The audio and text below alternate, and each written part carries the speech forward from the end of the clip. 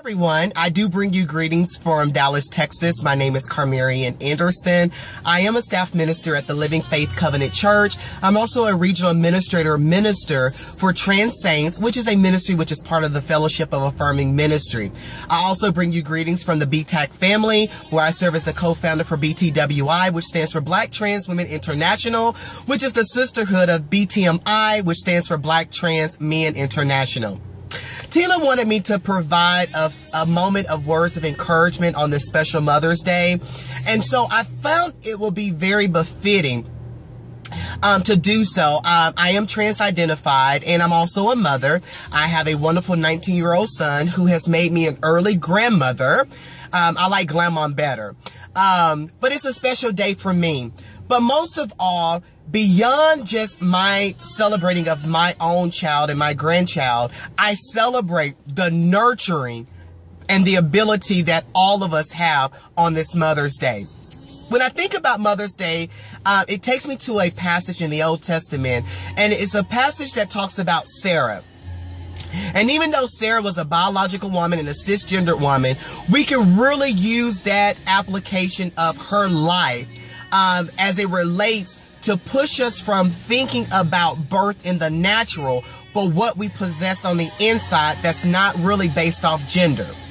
See, Sarah wanted to have a baby so bad to be a mother that she put matters in her own hands. She interrupted her transitional process.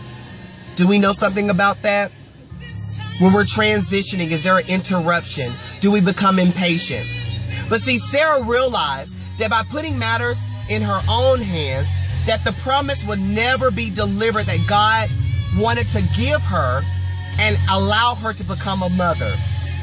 You see, Sarah came to herself, and when she realized that she should not fight or put matters in her own hand, but walk out the transition by knowing what her purpose is. Do you know what your purpose is? It's not about the transition of who we are, but it's about walking into your authentic purpose. And when Sarah did so, then God was able to provide the promise, and she became a mother. Well, what is that saying? What that saying is when you know your purpose, God is in position to strategically place you in line to what your purpose is. But the moment that you want to put matters in your own hand, then your purpose can be delivered by way of a promise. See, on Mother's Day, it's not about a physical mom, but it's about the nurturing spirit that we all have, not by gender, not by race, nor by age. Did you know you're a nurturing spirit? And for that, happy Mother's Day, but beyond, happy Nurturing Day. You have the ability, because we're healers in our transition, that you're able to walk in any setting in society and set order because we're nurturers, we're healers. So I affirm you today that whatever place that you're in, know that you are a powerful person because you possess the power of nurturing on this Mother's Day. God, I want to thank you that we have the opportunity to come before you boldly. You told us in the Old Testament that you ripped the veil so we can have direct contact with you.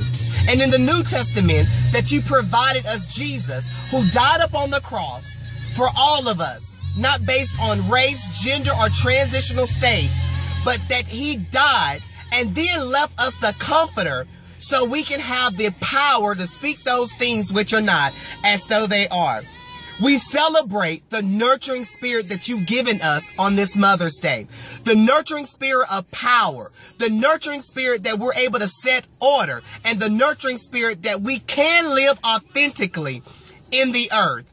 Thank you for being the God of the universe. Thank you for being the God of heaven. And thank you for being the God here on earth. When you made us good and in the likeness and image of you. And because of that, I possess your same DNA.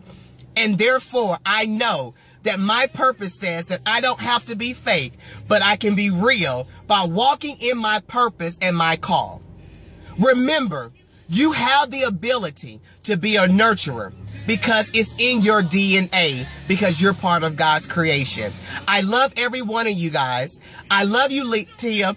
Thank you for this opportunity. Thank you for your ministry. I affirm the place that you're in. Happy Mother's Day and beyond. Happy Nurturing Day.